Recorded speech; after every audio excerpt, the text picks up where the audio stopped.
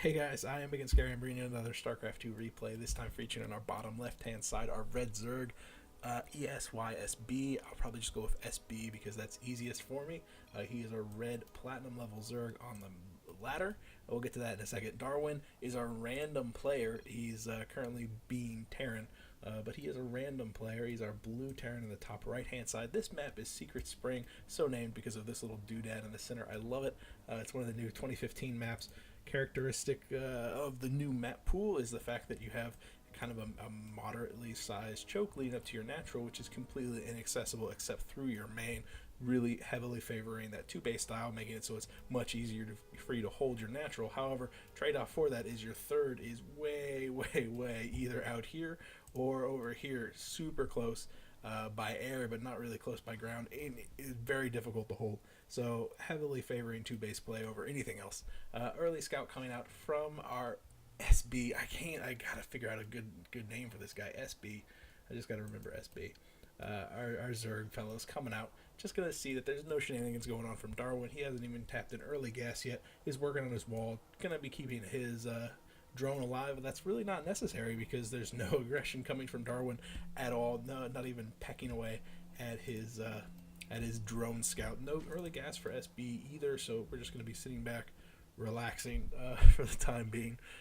I saw the last game that they played against each other. The individual who posted it unfortunately posted like a corrupt copy. It only goes to 9 minutes, and evidently the game is longer than that because it's right in the middle of a very hectic battle. SB was very aggressive. He opened with a 1-base all-in. Actually, he had his second hatchery up, but the saturation on it was terrible. So he had a lot of banelings, did the baneling bust, got into the enemy base, had a lot of Zerglings, but I wasn't 100% sure which way it was going to flow. It looked like he had it in the bag, but he wasn't doing anything to the actual infrastructure of Darwin, so it's possible that Darwin could have survived, and then judging on the way that SB was talking about at the start of the game, it's probable that Darwin actually ended up squeaking out a win for that one. But SB is over here scouting out that first that CC being thrown down just by Darwin. No big deal. Drone being a little bit aggressive, almost getting the kill for that guy. He's only got like what, 5 health, 10 health, 5 health left over. Throwing down the hatchery within spitting distance of the CC. More of an annoyance than anything else. We already have the barracks out for Darwin, so he's gonna have absolutely no problem dealing with this kind of cats-like play. It's cute. It would have been much better over here out of vision of the CC. You get that down. There's not a lot of area where you can get a good surround for the SCVs. If you're careful positioning that hatchery, but more importantly, it might have gone unscouted for a couple of seconds so that there's no reaction from Darwin. Okay, bringing up his first Marine, probably going to be bringing up every Marine that he builds. Also throwing down a bunker right here by the main, but let's see if that's necessary. Switching over to SB's base, he does have that early gas, only a single drone on it at the time being. No early speed coming out. Does have that first queen, going to be working on the creep. Also getting a hatchery behind this, so this is more of just a stopgap, just trying to hold back Darwin from getting a full saturation at this minerals, probably trying to bait for an overreaction, pulling all the SCVs off the line to actually try to force down that hatchery before he has any Marines out, before the Zerg player has an opportunity to spread creep. However, with the wall off being complete up here, a bunker with just a single Marine is going to be enough to rebuff those Zerglings, no problem at all. But the hatchery does finish. This is super surprising. It's not really doing anything. It's going to be an obnoxious little play because, yeah, the Zergling's going to be able to pop out. Probably going to start producing a queen. Probably going to be a couple of drones so they can part like a spine pool. A spine crawler. Holy crap. A spine crawler up to the north side, but most importantly get the creep spread down. But that's kind of useless because the orbital command's already down. He's already gotten the natural. So this play really doesn't accomplish anything over much. Okay, one round of Zerglings did pop out, did get a couple of hot shots off a Marine, but some good positioning from Darwin just behind the bunker, even though the bunker itself wasn't up. Makes it so that those Marines do get out there, and it's a good play from SB. Get the queen out, get the poop spread going for the creep, and also deny this mineral line. Even if these 2 Marines popped out, they're probably not going to be enough to deal with that queen. But with 3 more down here, if he wanted to pull his entire workforce and wait for like 1 or 2 more Marines, he'd have no problem, especially with some good micro into and out of the bunker, actually taking down this queen. But wow, this queen's actually getting some good kills. 3 kills on it. Okay, I can dig it. 2 spine crawlers on the way, but here comes the Marines. Now you got almost 7 of them. So yes, this whole thing is just going to be one massive money bank, and we can see that SB's already dumped 200 resources. Well, there's another 3, and then 450, and then another 3 right here. So we're almost looking at 1,000 minerals going to be lost, all told. And then for what? Darwin has produced everything he's going to be producing. He's working on this. His orbital command construction is not even delayed in any way, shape, or form. These 2 queens are going to go down. Those queens could have been back here, I guess, working on the larva injects, but he's got 2 of his own. So, yeah, SB wasted a bunch of money, 730 minerals, but end all be all, it just delayed him a little bit. Didn't really accomplish anything over here, because, yeah, this creep spread's going to be obnoxious. He's not going to be able to build anything up in the natural, but who builds stuff in your natural? You've got this huge open area for your main. Yeah. So besides being obnoxious, maybe making it so that Darwin isn't going to be aggressive itself, buying a little bit of time for SB to get his own bases out, but he didn't even aggressively expand. He's still got his natural. Yeah, just a single gas tap back in the natural, or the main. 500 gas harvested. What is he going to be spending that on? He does have the baneling nest out. How many zerglings? 6 zerglings. Any on the production tab? None on the production tab, but the speed is just now finished. He's got a crap ton of larvae, so maybe he's going to be bursting into a bunch of zerglings in just a couple of seconds and go for that baneling bust that we saw in the first game. And by we saw in the first game, I mean I saw in the first game, because I was going to cast a game that only lasted 9 minutes when the real game was probably 12 or 15 minutes long. So pretty funny. Pretty funny. 24 zerglings in the production dead. Here we go. SB's going to show us how it's done. What did he accomplish? 30 over 22 for the harvester count, so not really in the lead. Yeah, he didn't really accomplish anything. I'm not going to lie. He's definitely behind, and so I definitely agree with the fact that he's going for an all-in. He only needs about... he's getting 8. Wow, he's getting a ridiculous amount of banelings, and those banelings are going to be incredibly effective, because remember, this is platinum level splitting. There's probably not going to be a bunch of splitting. He's probably going to have no problem taking care of these marines, and if even a handful of those banelings survive and make it into the mineral field, this is the main mineral field. This is the one that's got the good saturation. Over here, not so much. So if he can get a handful of his banelings into that mineral field and actually detonate on those SCVs, he can equalize this game, no problem at all. So here comes the banelings, really nice hits. The vast majority of the marines go down. These banelings need to make a beeline for the mineral field, and they're not right now. They're getting so many pot shots from those marauders, taking out every single one of the marines that are out on the field right now.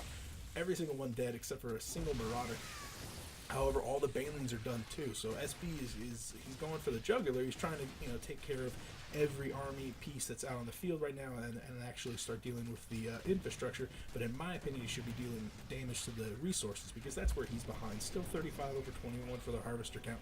Even if he does some massive damage, and he's done a lot of damage, the economy for Darwin is worlds ahead of SB's, and so SB's going to be, even Darwin's going to stabilize. Darwin's going to level off eventually, and SB's going to be just as behind as he was to begin with. But man, this is actually a huge influx of zerglings, but oh no, his gas income hasn't kept up. He's only got enough gas for 1 or 2 banelings, and that's okay. So now he's oversaturated this single extractor, but it would be great for him to get another extractor or 2.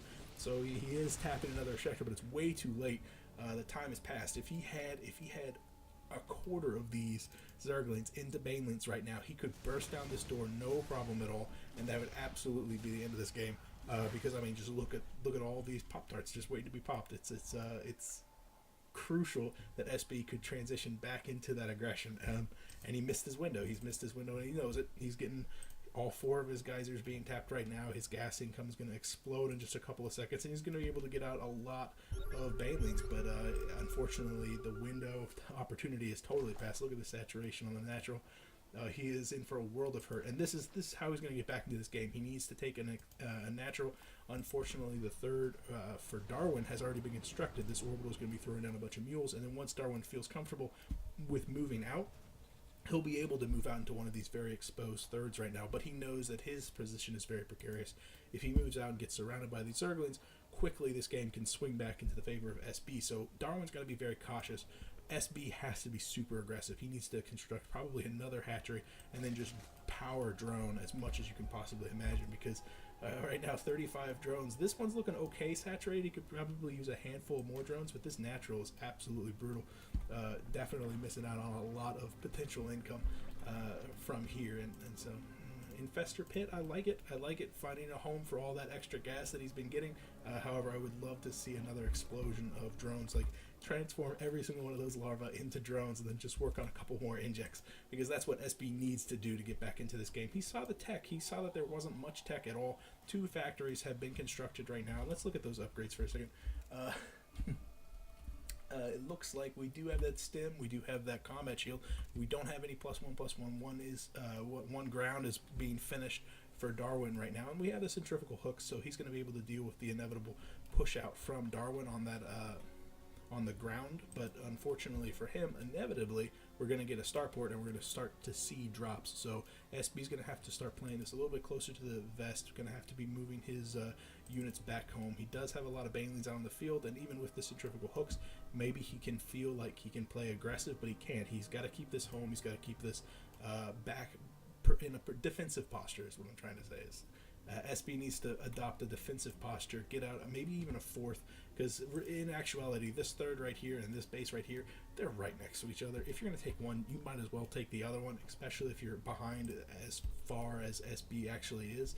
1-1 on the way. And we also have the pathogen glands. We saw the infestor pit being constructed, so we knew that was also coming out. I guess we could have potentially seen something like the Sworn Host play, but against Terran, against this play, it's such a slow ramp up. It would be very dangerous for him to try to go for some sort of locust switch, just because he would get even farther behind than he actually is. So pre-igniter, we get some Hellions out in the field. Okay, we do see the reactor. I thought it was more for Widow Mines, just because we had seen them being constructed beforehand, but I don't mind Hellions at all, especially if he gets the armory. Oh, and I saw an armory being constructed. I did. Armory being constructed over here, which means maybe some Hellbats thrown in here. It's very robust whenever your micro is kind of lacking, and we've seen that the Baneling hits have been exceptionally brutal for Darwin. So, get out some Hellbats, maybe absorb a little bit of those Baneling hits. 5 infestors on the production tab. It looks like everybody's kind of sitting back, relaxing. The 3rd has been taken by Darwin. 0 saturation right now, but SB knows about it. Actually doing a really good job of scouting around with his Zerglings, actually making sure that, there was nothing going on. Nobody trying to sneak out an expansion, but this 3rd, with this ground army, I don't think there's much that SB can do to deny this 3rd right now. He does have a healthy army back at home. A lot of Banelings, a lot of Zerglings, a couple of infestors, but unless he catches this army completely out in the open field, he's not really going to have an opportunity to crush them in a cost-effective manner.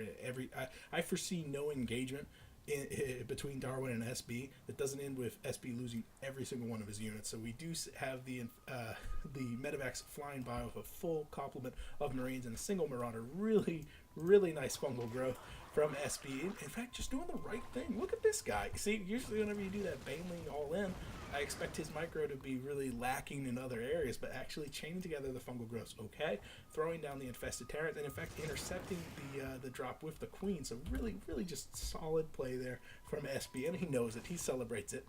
Absolutely fantastic. Unfortunately, his economy is actually significantly behind, 63 over 45 for the Harvesters. His tech is not looking bad, though. I mean, he's got the centrifugal hooks, he's got the Zerglings, he's got the Banelings out on the field. I guess maybe a Spire would be excellent because of some harassment. He's seen that the Terran is moving out, but already Darwin is crossing his T's and dotting his I's, getting out the not only the Widow Mines that we've already seen, but also the missile turret. Even a Thor thrown in here, but with this heavy complement of Marines, really the major work is going to have to be done by the Banelings. Everything else can be mopped up with Zerglings. I'd love to see some Roaches too. He's got a plethora of gas left over. Roaches can be incredibly resilient against pretty much everything he's got here. We don't see a heavy complement of Marauders. Yes, a single Thor. It's a single Thor, though. It's a single Thor. Ultraless Cavern, I don't think he can afford it. Well, maybe he can. He's building up quite a bit of a bank. Let's see what happens. 0 creep spread, unfortunately, for SB. But, the move command. Darwin pretty much moves right on top of this. No splitting at all. Massive hits from the Banelings, but really there's just not enough follow-through behind this. Really, really nice fungal growth from SB.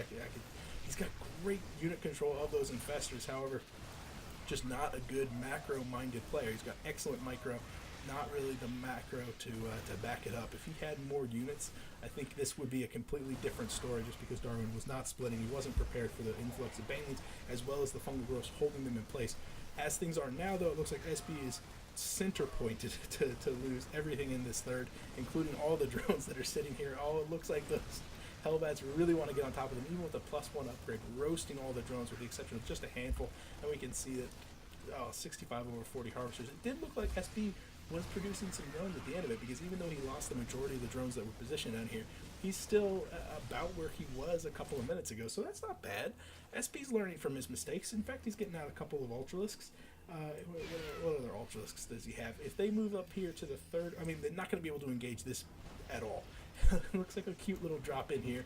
A couple of queens is not going to be enough to cover them up, but if these 3 Ultralisks on the production tab make their way back here, they could actually deal with this drop no problem at all. Ultralisk Cavern probably going to go down. Nothing in the area to defend against them. The Ultralisks are going to pop just a couple of seconds too late to save the cavern. One Ultralisk comes out. Where are the other ones? Moving up here. I saw 3 on the production tab. Oh, I do. It's just the other 2 were started significantly behind. Looks like these Ultralisks are caught in between a rock and a hard place. The drop is rebuffed. If you can just check out the mini-map, you can see the 2 medevacs limping back home. SB taps out Classy Lake. Really frustrated because he's got really nice gameplay. Like I can see the potential there. He made good decisions when he saw that, you know, the initial cheese of throwing down the hatchery in the opponent's base failed miserably. He knew that he was behind, so he needed to do an all-in of some kind, and he did, and the all-in was successful. It was successful. He definitely broke down the doors, opened the doors, made it so that the follow-through could come in and do some massive damage to the economy.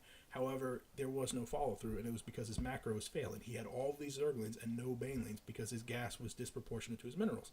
If he had worked on his macro, if he had positioned himself in an opportunity to win, he would have had enough gas to produce more Banelings and actually bust down that door again, make its way into a mineral line, and equalize the game and go from there.